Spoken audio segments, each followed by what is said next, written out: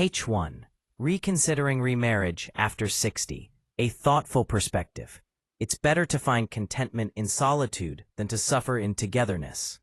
Have you come across this wisdom? Much of human pain stems from an inability to embrace being alone. These words hold a truth that reveals itself with age and experience. Many older gentlemen reach a turning point. The home grows still.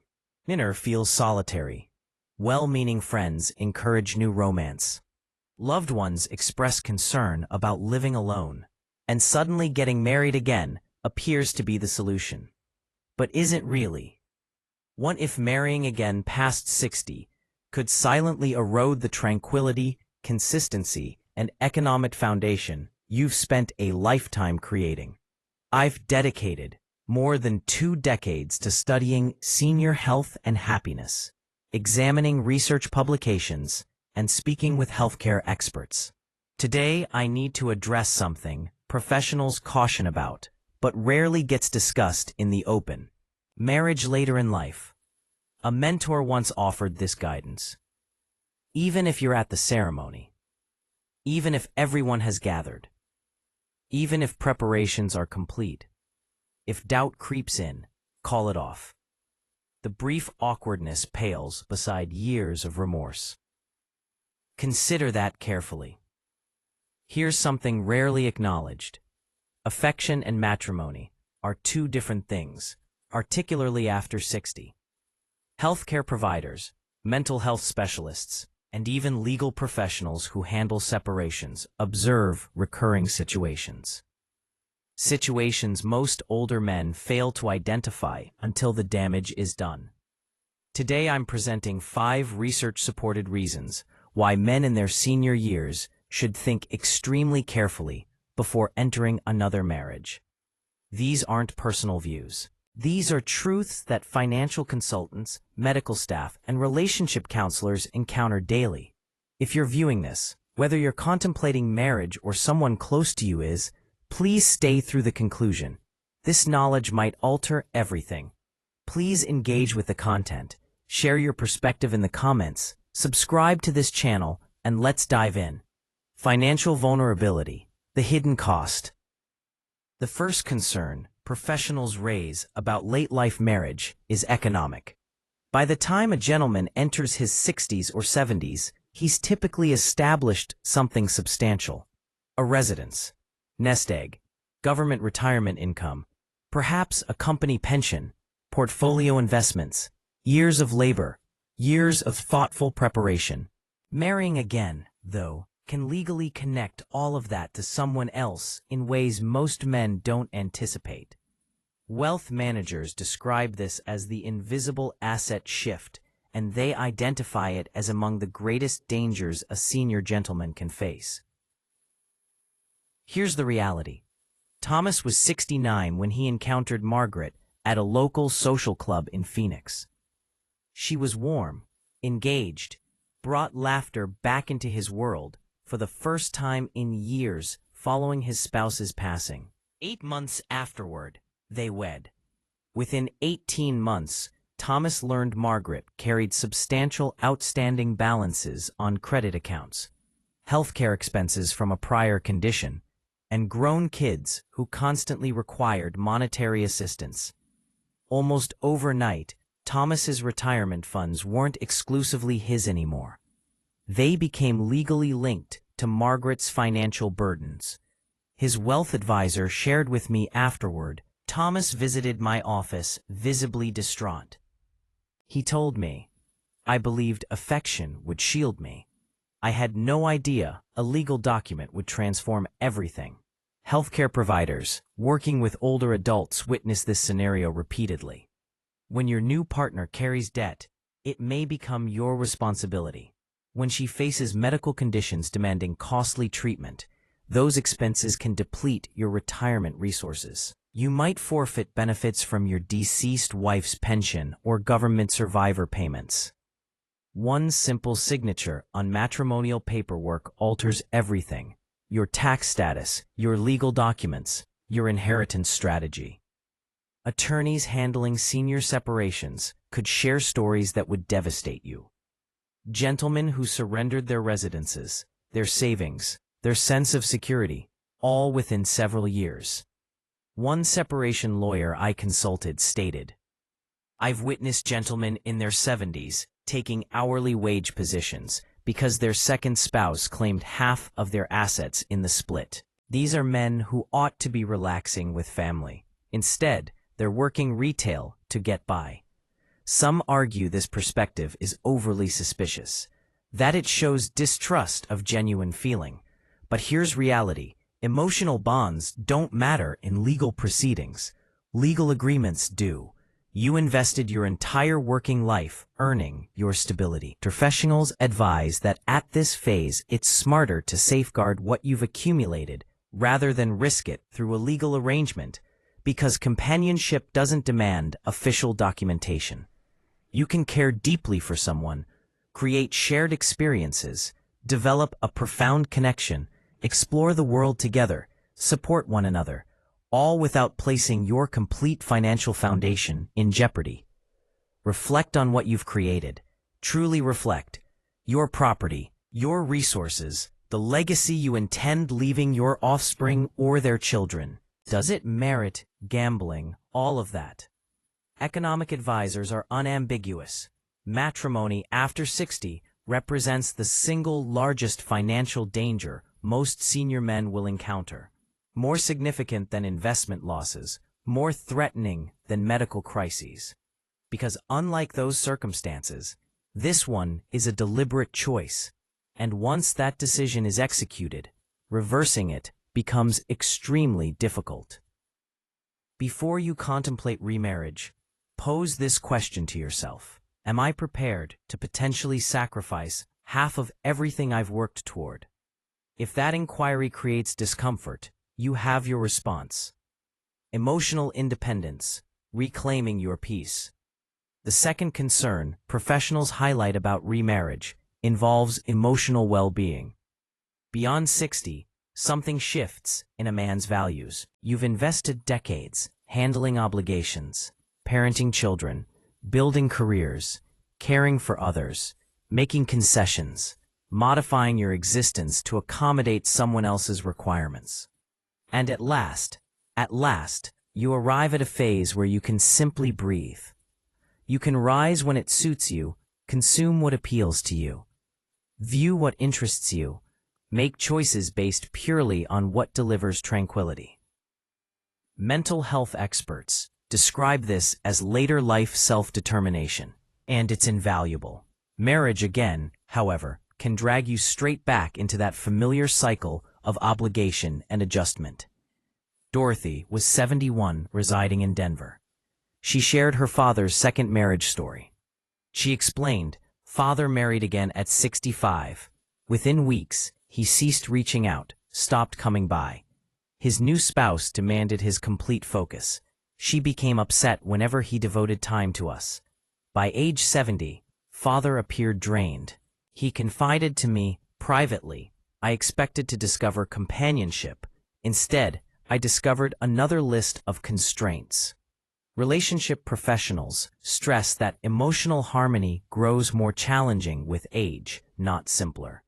We grow more established in our patterns, more settled with our rhythms, less accepting of discord. When two seniors marry, both import decades of emotional habits into shared space. And those habits don't always merge seamlessly. Disputes about trivial matters, who adjusts the temperature controls, which program to stream, how to utilize weekends, when to see relatives. Things appearing insignificant become significant when you're attempting to combine two lifetimes of routines. And here's what numerous men realize belatedly. What they genuinely desired wasn't another marriage. It was emotional respite. They sought comprehension, peaceful togetherness, someone who honors their need for personal space. Instead, they received expectations, requirements, emotional burden. One older gentleman told a therapist, "I exchanged my tranquility for togetherness. Now I possess neither." Medical experts observe this impacting physical wellness. Senior men in tension-filled remarriages frequently experience elevated cardiovascular pressure, mental health struggles, and rest difficulties. The emotional cost is tangible. This doesn't suggest romance after 60 should be rejected. Quite the opposite. Companionship represents one of the most vital emotional requirements in senior existence. But professionals recommend that connections at this phase should emphasize shared emotional care, self-governance, and equilibrium, not legal binding. Numerous senior men discover greater fulfillment in companionship without legal entanglements. Creating memories, journeying together, caring for each other, while maintaining their sovereignty undamaged. Emotional liberty means you can step away from tension without tribunals, attorneys, or anguish. It's not about avoiding dedication. It's about selecting the type of dedication that matches your life stage. A community member once remarked, "I prefer having dinners together occasionally and traveling sometimes, rather than cohabiting permanently." That's genuine contentment, and they're absolutely correct. Because at this age, you merit a connection that nurtures you, not one that exhausts whatever limited serenity you have remaining. Family dynamics, protecting your legacy. The third concern experts voice about remarriage past 60 involves family. When a senior gentleman marries again, it's never merely two individuals involved. Family inevitably enters the picture. Your kids, your grandkids, her grandkids. Abruptly, what appeared like a personal choice transforms into a family-wide upheaval.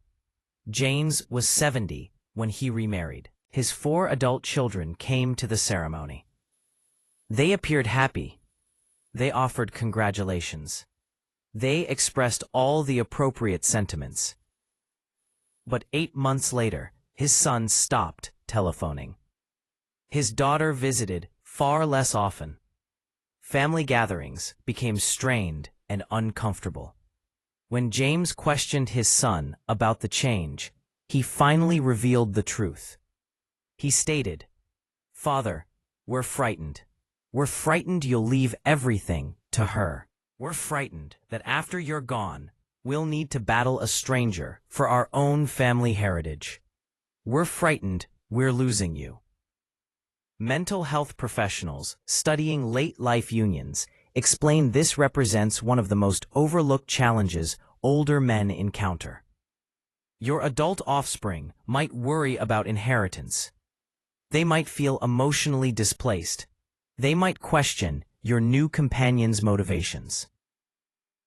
And here's the difficult reality. They're not always incorrect to worry. Legal systems often prioritize the spouse over children regarding inheritance matters, medical authority, asset rights. Even when you completely trust your companion, there's no assurance circumstances will unfold as you intend after your passing.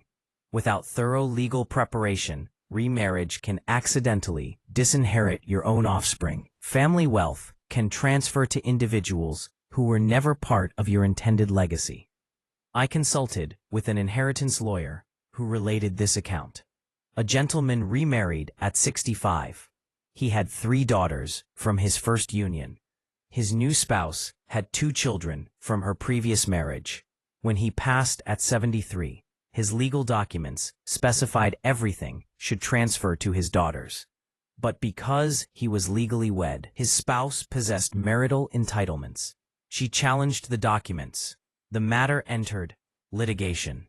The daughters invested 4 years fighting, exhausted thousands on legal representation, and ultimately the spouse obtained 55% of the holdings.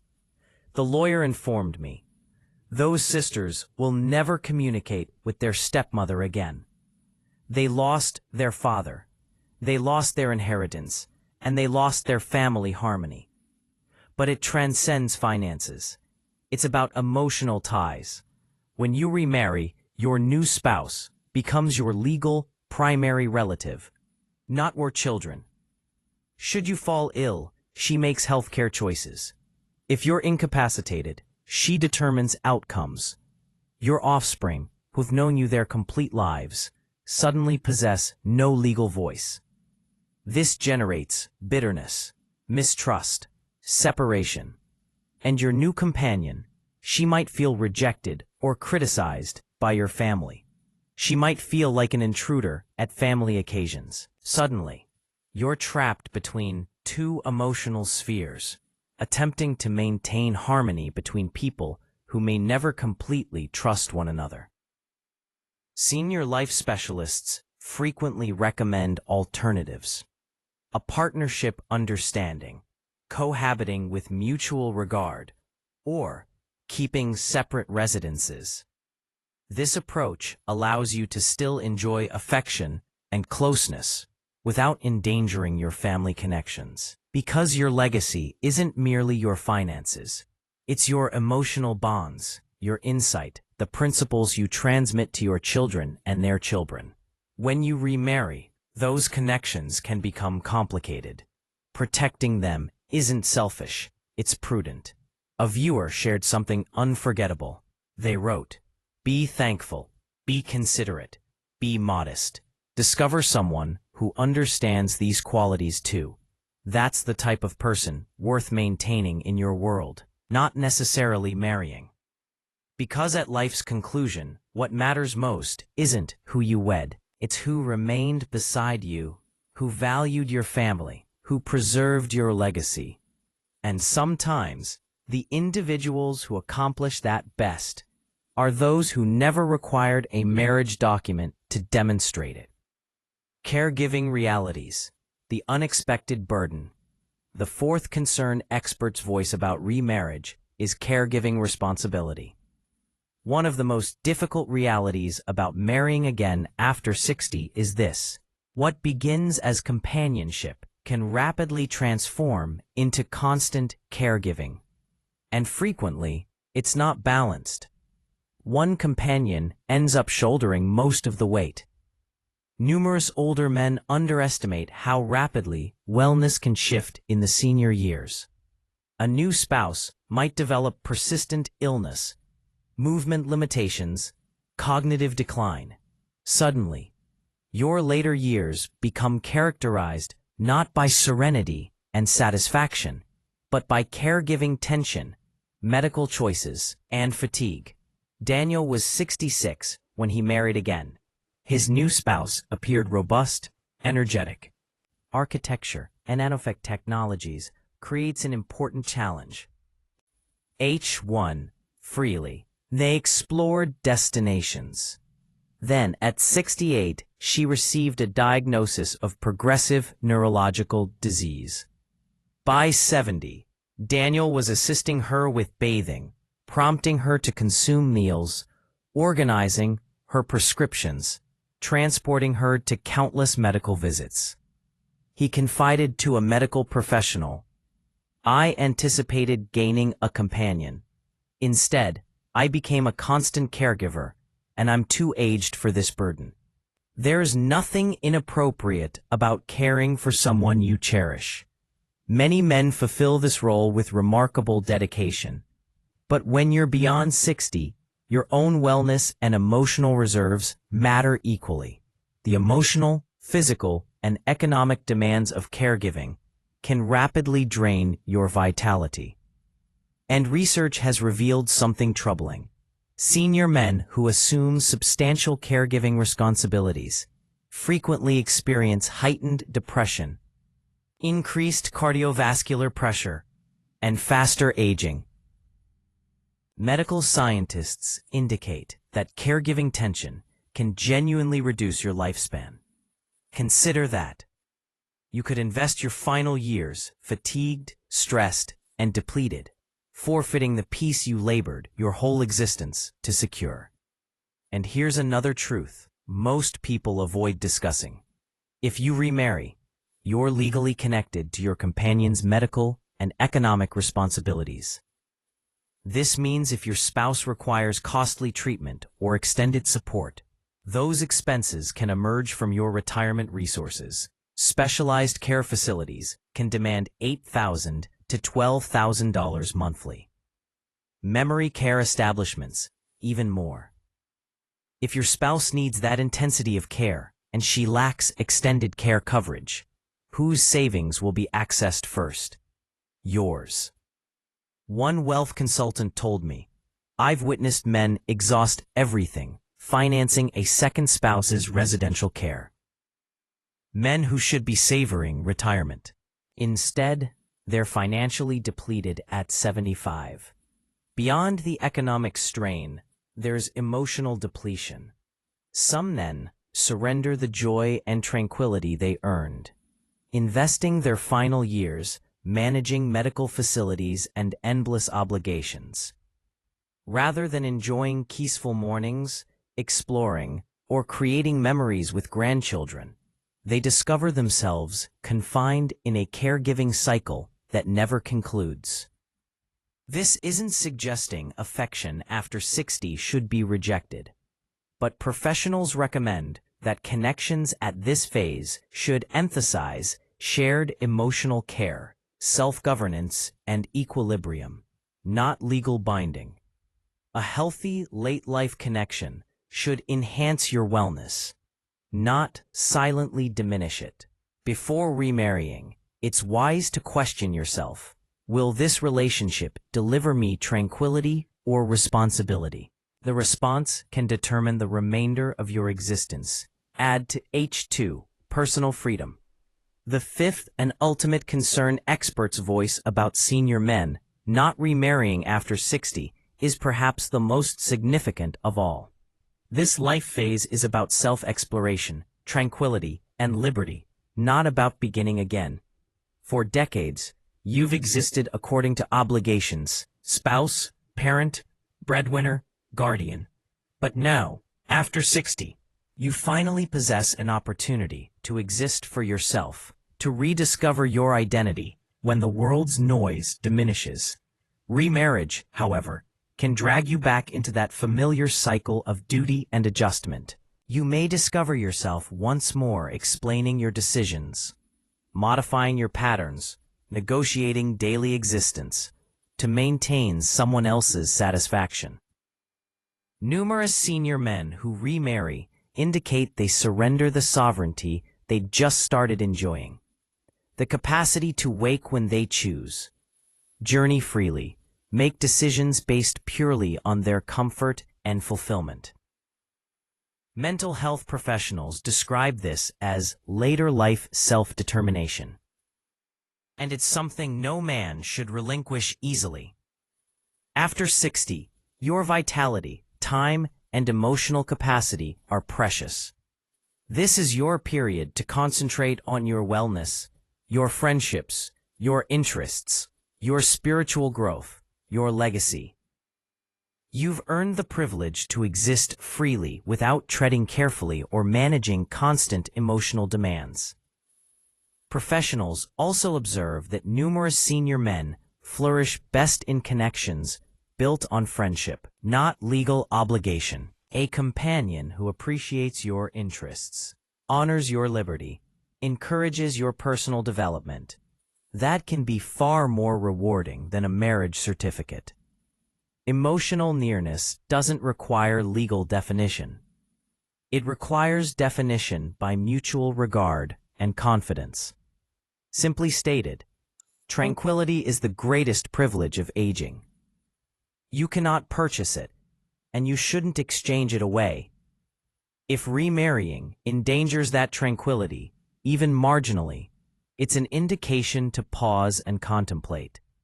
You've lived sufficient life to understand that affection can exist without restrictions, and connection doesn't have to mean surrender.